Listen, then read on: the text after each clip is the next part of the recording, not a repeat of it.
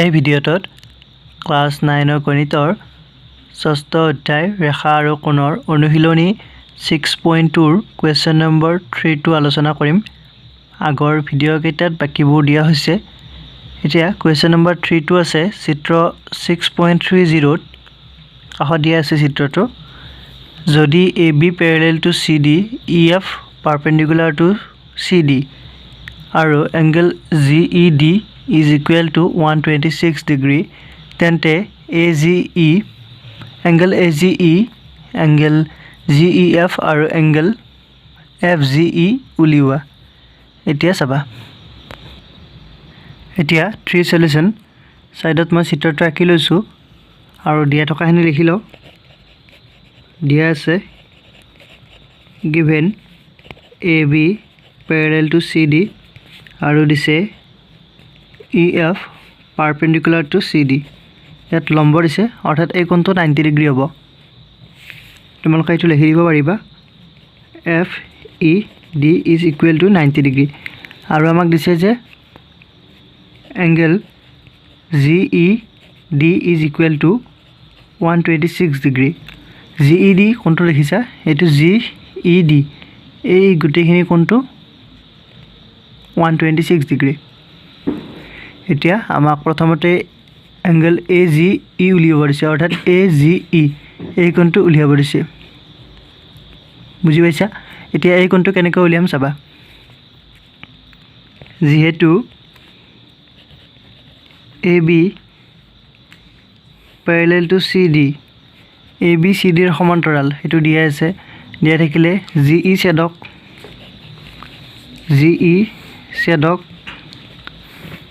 ছেদক হ'লে এইটো আৰু এইটো কোণ একান্তৰ কোণ হ'ব।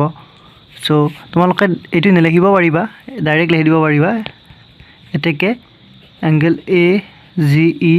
is equal to angle GED একান্তৰ কোণ। এইটো কোণ আৰু এইটো কোণ একান্তৰ হ'ল, হোৱাৰ লগে লগে এতিয়া আমি GED ৰ মানটো বহুৱাই দিম। So angle AGE is equal to GED ৰ মানটো পাইছিলো আমি 126 ডিগ্ৰী, সেইটো দিয়া আছিলে। সো সেইটোৱে বহুৱাই দিছো এইখিনি। বুজি পাইছা? এইটো আৰু এইটো সমান, সেইটোৱে।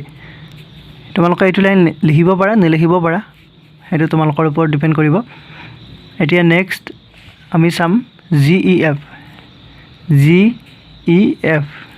অৰ্থাৎ এই কোণটো।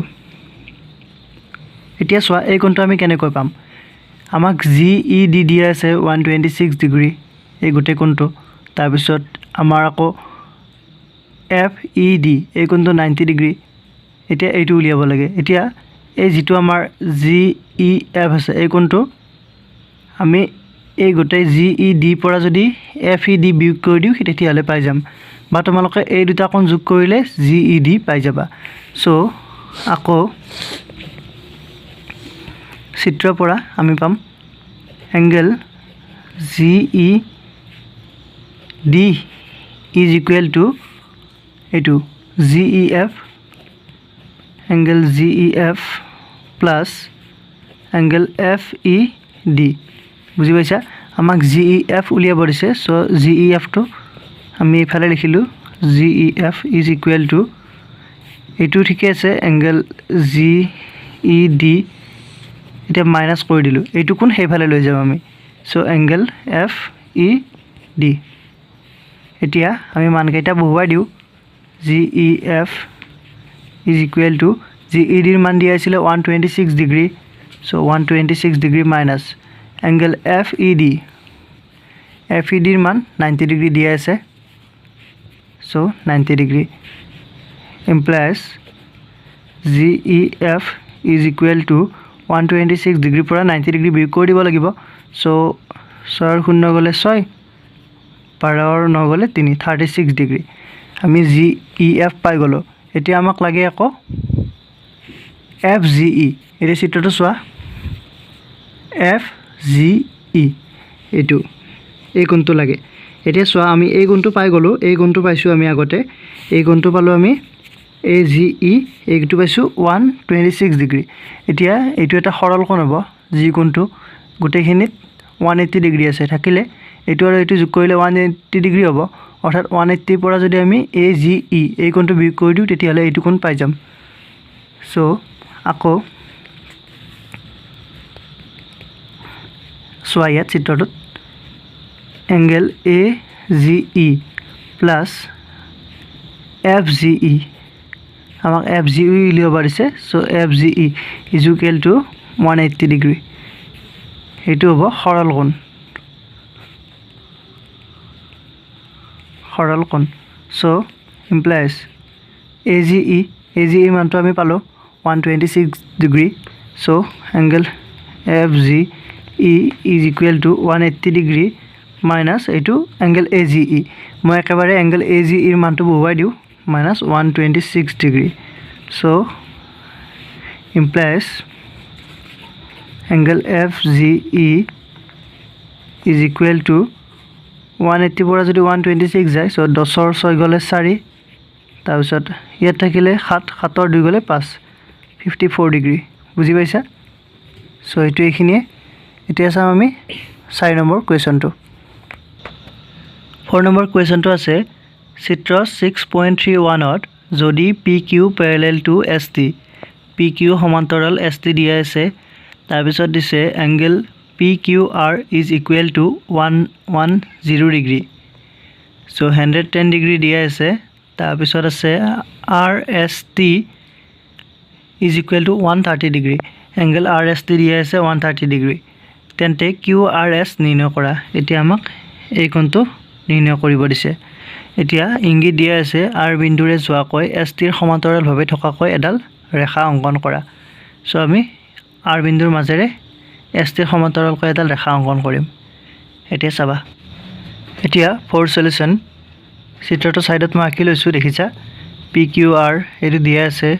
110 ডিগ্ৰী তাৰ পিছত আমাক দিয়া আছে RST এটো 130 ডিগ্ৰী এতিয়া QRS এইটো কোনটো উলিয়াব লাগে প্ৰথম আমি দিয়া থকাখিনি লিখি লও সো দিয়া আছে given আমাক দিছে PQ parallel to ST PQ ST ৰ সমান্তৰাল দিছে তাৰ পিছত angle PQR দিছে 110 ডিগ্ৰী RST দিছে 130 ডিগ্ৰী এবিলাক দিছে দেখিছা এতিয়া আমি R বিন্দুৰ মাজেৰে MN ৰেখাডাল আঁকিছো হেতু অঙ্কন কৰিছো আৰু হেতু ইংগিত দিয়া আছে কিতাপত সো অঙ্কন বুলি লিখিব লাগিব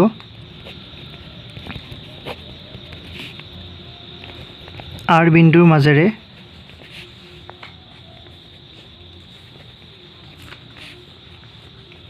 MN ৰেখা অঙ্কন কৰা হল যাতে MN parallel to ST so ST আৰু MN সমান্তৰাল কয় এই ৰেখাডাল আঁকিছো এইডাল আৰু এইডাল সমান্তৰাল এতিয়া আমি প্ৰথমতে ইয়াৰ মানবিলাক উলিয়াই লম এতিয়া চাবা এইডাল আৰু এইডাল যদি সমান্তৰাল হয় তেতিয়াহলে এইডাল আৰু এইডাল সমান্তৰাল হ'ব কাৰণ আমি এটা উপপাদ্য পাই আহিছিলো উপপাদ্য 6.6 ত দিয়া আছে সো এতিয়া PQ parallel to ST এটো দিয়া আছে কিতাপত PQ ST ৰ সমান্তৰাল আৰু আমি অঙ্কন কৰিছো MN parallel to ST ইয়াৰ পৰা আমি লিখিব পাৰো এটাকে PQ parallel to MN হেতু আমি লিখিব পাৰো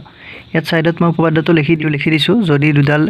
ৰেখা কোনো একে এডাল ৰেখাৰ সৈতে সমান্তৰাল তেন্তে সেই দুডাল পৰস্পৰ সমান্তৰাল এইডাল এইডালৰ লগত সমান্তৰাল এইডাল এইডালৰ লগত সো এইডাল এইডালৰ লগত সমান্তৰাল হ'ব হেতুৱে এটো কৰাৰ কাৰণ এটোৱে যে আমি এই দুডাল ৰেখা হলে এইডাল ছেদক QR ডাল ছেদক হলে এইটো আৰু এইটো কোণ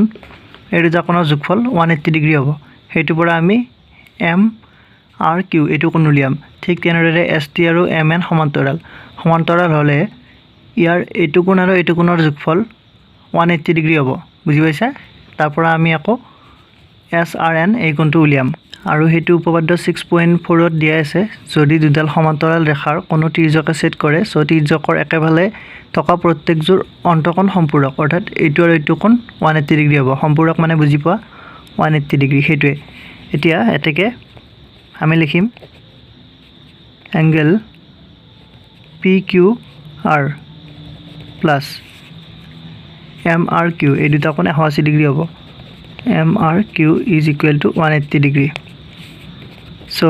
ইয়াৰ পৰা আমি MRQ উলিয়াই লম MRQ is equal to 180 degree minus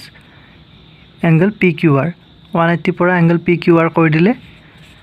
আমি MRQ পাই যাম so angle PQR ৰ মান দিয়া আছে 110 degree so ইয়াত 110 degree বহুৱাই দিও so 180 পৰা 110 গলে এটো হ'ব 70 degree বুজি পাইছা ঠিক তেনেদৰে আমি এটো কৰিম ST আৰু MN সমান্তৰাল হলে এই দুডাল একেফালে থকা অন্তকোণ হ'ব সো ইহতৰ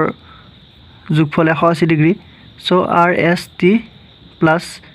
SRN is equal to 180 degree হ'ব সো RST plus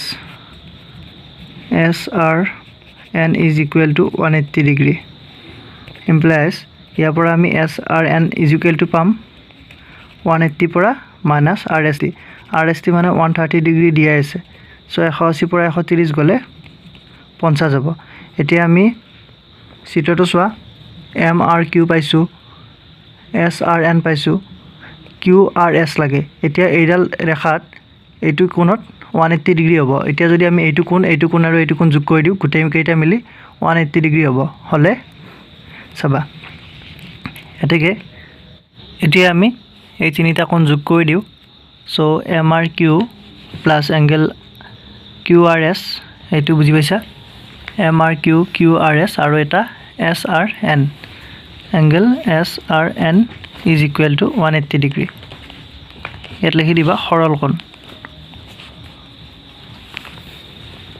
so ইয়াৰ পৰা